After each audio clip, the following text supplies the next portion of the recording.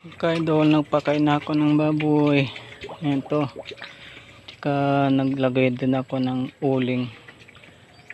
At tsaka ano, itong maliit. Kaya kakainin nila yung uling. Pampatigas ng tae.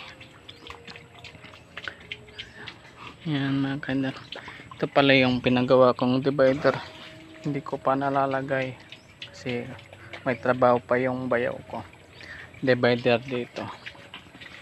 Tsaka yung pinagawa kong ano, isang cage dito sa dulo. Sa yung ito siguro dito na lang kung may extension na yung figure natin. At pagpaplanuhan kung maigi yan. Maulan man na mga kaidol. Kaalis-alis na rin ako. Kaya pumapatak ng ulan. So yun mga kaidol. Pagod na ako. Kaso kailangan ng magsipag.